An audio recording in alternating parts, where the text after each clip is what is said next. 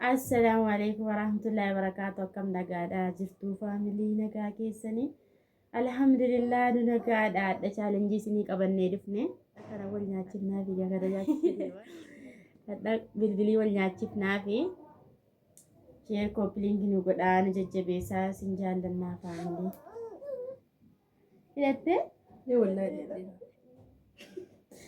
إذا تنجز يلته را سوبا جرتا لا يلته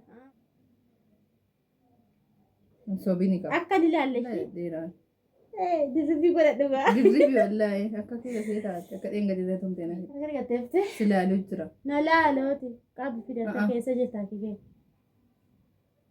كجبارتا والله لازم كجبار وای والله لا مقار بيد تنجرتو والله بالله challenge da kuno jedhanne akkuma argaa jirtan nyaata afaan wal kaahudha abbaan qaaraa afaan wal kaahee isatti nyaachuu baasuun hin jiru jechuudha.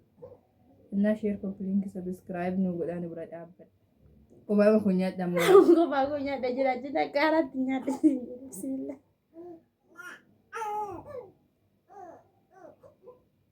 Ofiin hin nyaatamu beeku.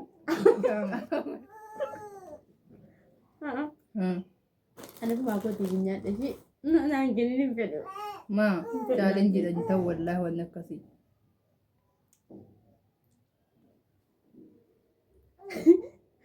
Duwwaadhaati. Duwwaadhaa. Challenge maqaa rabbii kooti hin ta'u. Si kennuun jira naan fedhu. Atillee akka narkaan dinne ishee diduu hin ta'u beeku. Qaaraatti naan fuudhi. No, si challenge. Ay, fuute silii raafu akkam goote. Hin qabuuti.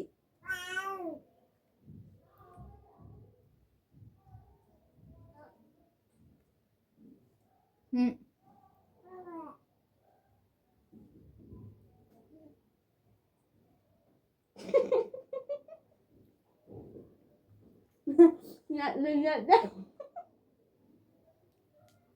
Bayi. Naa kennaye. Challenge da beeku wallahi hin ta'u. Waayee atis fidayyaa. Naa kennaye.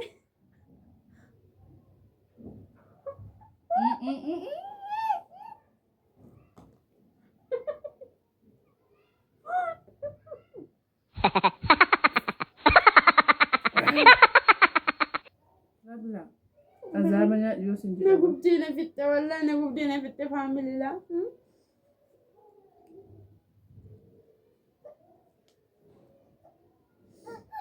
Na gubdina fitta family la. Eessa jirti?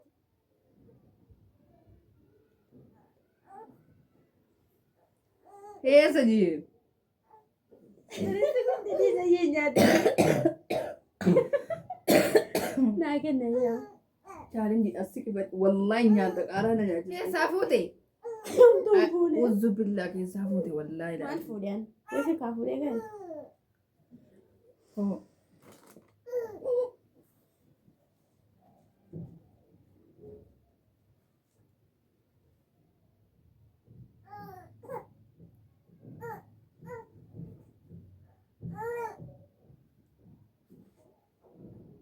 Laali jirtaa.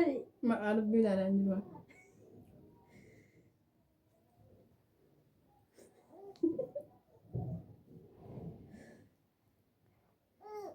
Akka qaala naa kennine laala naa kennine. Ati maal waan? Homtuu afaan si kaa'u dhufu jira. Irratti lalqaa gudoo eessa jirta?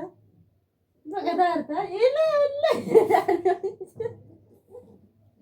Wallaahi argii giina naamtii kaatee. No. Waayee si ilaalaa hin jiru ana qabee harkaayee. Wallaahi fudhattaa fudhadhu.